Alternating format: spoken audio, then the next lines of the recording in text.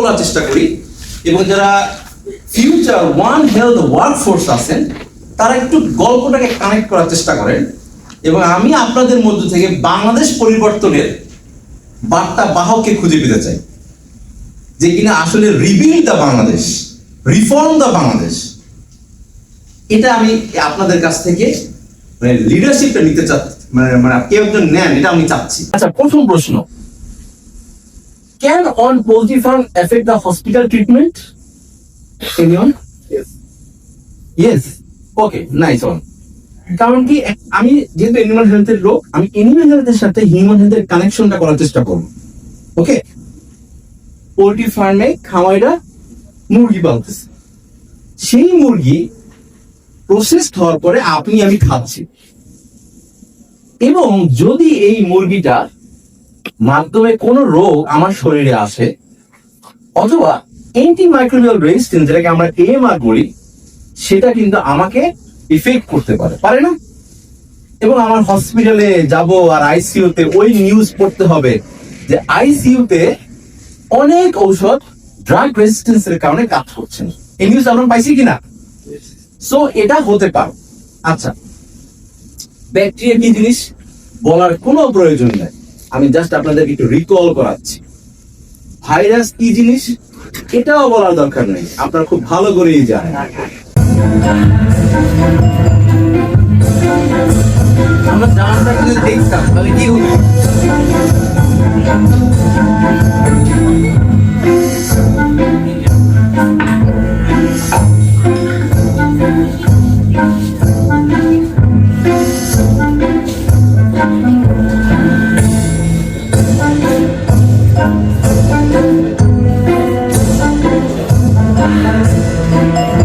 প্রথমে আমরা জানলাম যে জার্মসটা কিভাবে আসলে ছড়ায়, এবং পরে জানলাম যে জার্মসটা ছড়াইলো সেটা যদি ব্যাকটেরিয়া হয় এইভাবে পাকতে থাকে।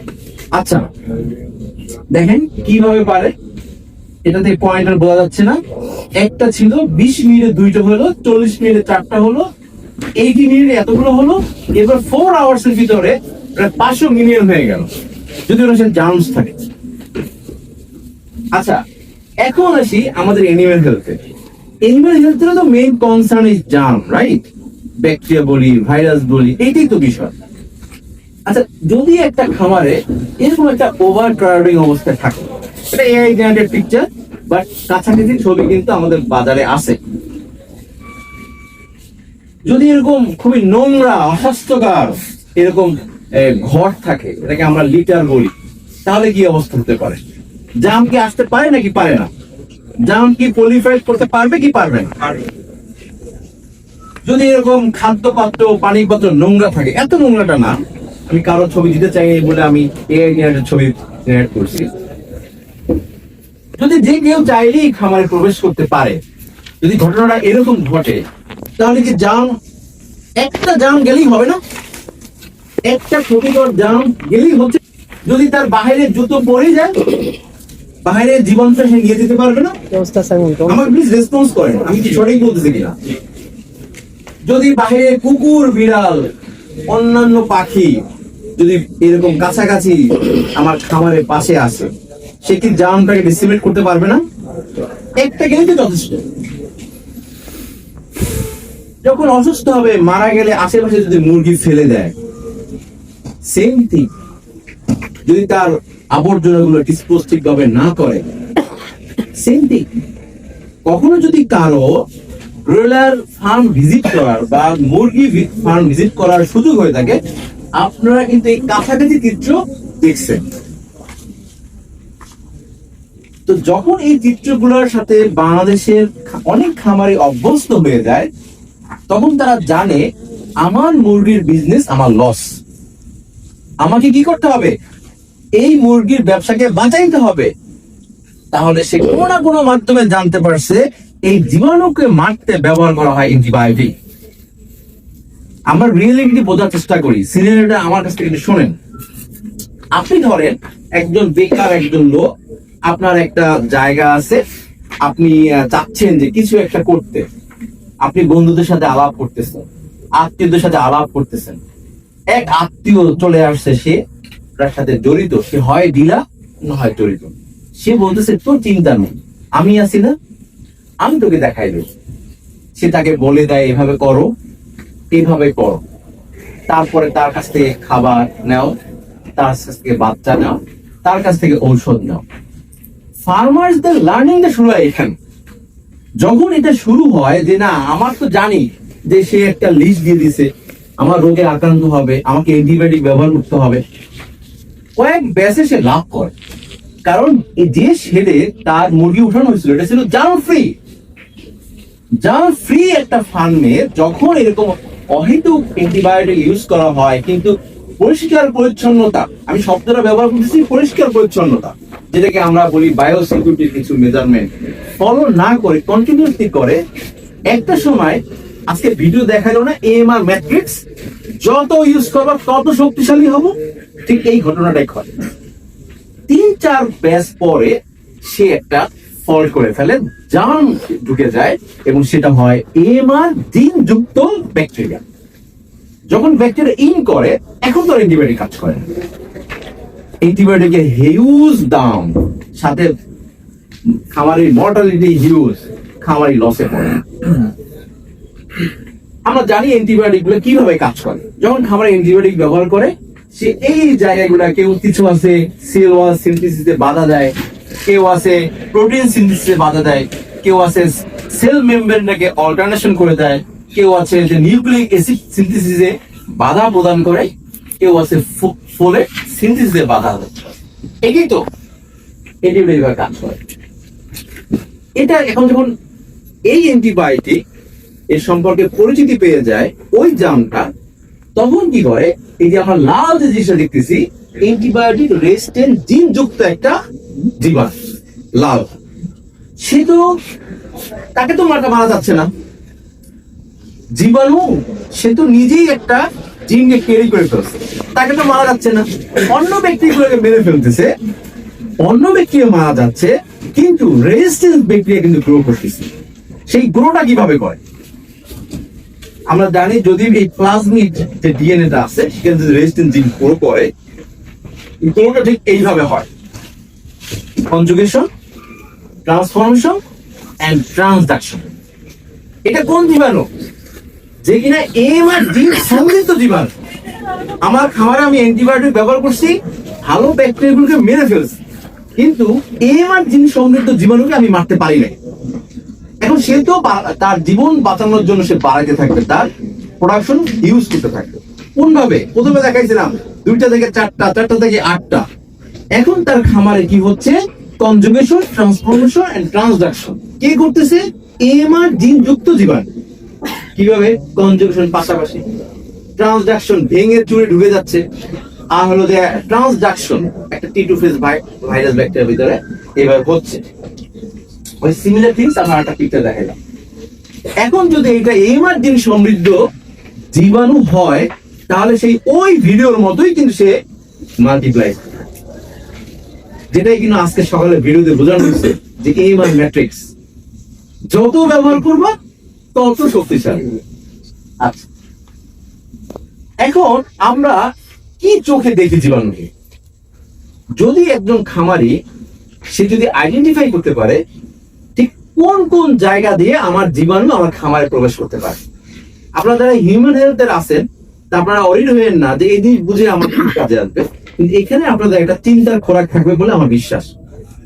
কোন কোন পয়েন্টে থেকে জীবাণুটা আসতে পারে, এইটা যদি একজন খামারি জানে, বুঝে, এবং ওইটা যদি close the door to enter the germs, তাহলে কেমন হবে?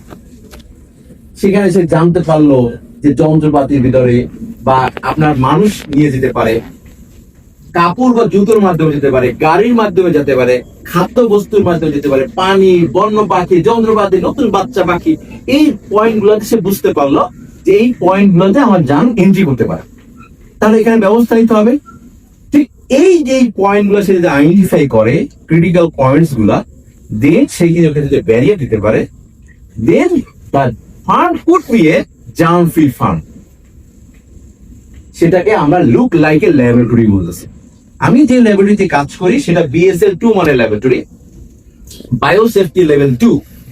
আপনারা যারা মাইক্রোবায়োলজি পড়ছেন বা পড়বেন, আপনারা জানবেন যে ল্যাবরেটরি কিছু ক্লাসিফিকেশন হয়।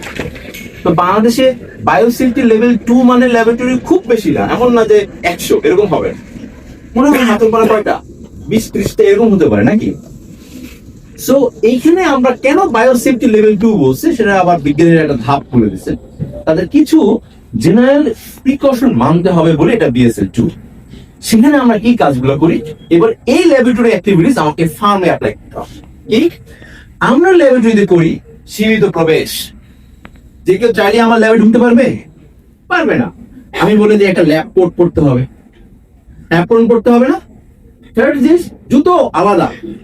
আমার ল্যাবে গেলেও দেখবেন যে 3 জোড়া জুতা, একটা জুতো আমার বাইরে, জুতো বাইরে, ল্যাবের ভিতরে ইন্টারনাল ভিজিটের জন্য একটা জুতো। এরপর ল্যাবে প্রবেশের সময় আমার সাথে কয়েকজন গেছেও মনে হয় আমার ল্যাবে ভিজিট করছো না, সাইমন বা রাফসান মতো ভিজিট করছে, সো আরেকটা জুতো। এরপরে হাত পরিষ্কার, যন্ত্রপাতি পরিষ্কার, তারপরে সকল কিছু ডকুমেন্টেড রাখা। সিমিলার থিং যদি খামারি করে, প্রবেশ নিয়ন্ত্রণ করে, পান ড্রেস পরে, মানে স্পেসিফিক জুতো পরে, হ্যান্ড স্যানিটাইজার, ওয়াশিং, জীবন খাদ্যবাদ্য পানি সঠিকভাবে পরিষ্কার করে এবং সবকিছু রেজিস্টার মেনটেন করে, তাহলে আমরা বলতে পারি যে ল্যাবরেটরির অ্যাক্টিভিটিস আমার ভালো সম্ভব এবং করতে হবে। কারণ আমি যদি ল্যাবরেটরি অ্যাক্টিভিটিস গুলো ফলো করতে পারি আমার খামারে, তাহলে আমার খামারে জীবাণু মুক্ত থাকতে পারবে। আমার ল্যাবের উদ্দেশ্য কি? জীবাণু মুক্ত রাখতে হবে না। কন্টামিনেশন হলে আমার ল্যাবে কোনো কাজ হবে? কোনো কাজ হবে না। আমাকে যতটা কন্টামিনেশন ফ্রি করতে হবে। এর জন্য আমরা বরিশালে মডেল পোল্ট্রি ভিলেজ, আমরা এটা নিয়ে এই জায়গায় কাজ করি। আমরা দেখেন, আপনারা যদি দেখেন, আমরা এটা একটা মডেল, এটা আর্কিটেকচার ডিজাইন করা হয়েছে বুয়েটের একজন গ্রাজুয়েটের পক্ষ থেকে। তো দেখেন, আমরা খামারকে বলি আপনি জুতোটা বাইরে রাখবেন, আপনার এই জুতো বাহিরে, এই যে ইন্টারনাল স্পেসটা আছে, এই ইন্টারনাল স্পেসটাকে আপনি এই হলুদ রঙের যে জুতোটা আছে এটা ব্যবহার করতে পারবেন। দেখেন, আমি কিন্তু close the door of germs to enter. এখন তো তার খামারে তো প্রবেশ করার জন্য তার আরেক জোড়া জুতো, এই হলুদ রঙের জুতো নিয়ে সেই খামারে প্রবেশ করতে পারবেন। কয়টা জায়গায় ব্যারিকেড দিল, তার বাহিরে জুতো জার্ম ছিল, ইন্টারও থাকতে পারে, কিন্তু গ্রিন যে জুতোটা, এই জুতোটাকে আমি চেষ্টা করতেছি যে জার্ম ফ্রি রাখার জন্য। গেল একটা। Proper hand washing, proper cleaning and disinfection of feeders and water, খাদ্যপাত্র পানি খাওয়া, বাংলায় বুঝলি সবাই ভালো বুঝতে পারবে। তারপরে ধরেন কিছু পরীক্ষা, যেমন আমরা ফান ক্লিনিং করতে বলি, যে আমরা যেমন অপারেশন থিয়েটারে যাই, প্রতিবার অপারেশন শেষে আমাদেরকে কি প্রপার হাইজিন মেনটেন করার জন্য ডিসইনফেক্টেন্ট দিয়ে বা জার্ম ফ্রি করার জন্য করতে হয় না? একটা সিমিলারলি খামারি তার এক ব্যাচ শেষ হওয়ার পরে তার খামারটাকে এইভাবে বসে করতে হবে, তাকে জার্ম ফ্রি করতে হবে। পরবর্তী পেশেন্ট যেমন অসুস্থতা না হয়, কন্টামিনেশন না হয়, এটার জন্য তো করে অপারেশন থিয়েটার। তো সিমিলারলি এরকম কিছু অ্যাক্টিভিটিস আমরা তাদেরকে করতে বলি। একটা ভালো আমরা ফলাফল এখানে পাই।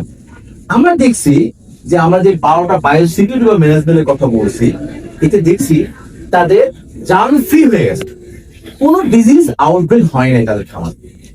4টা ব্যাচের তথ্য কন্টিনিউয়াসলি নেওয়া হয়েছে এবং তারা প্রফিট করছে 125%। প্রফিট ইনক্রিজ কেন হইলো? অ্যান্টিবায়োটিকের ব্যবহার লাগলো না, তার উৎপাদন ভালো হলো, প্রফিট বেশি হলো, ফাইনালি মৃত্যু হারও কম। এটি হলো আমাদের আপডেটেড ইনফরমেশন।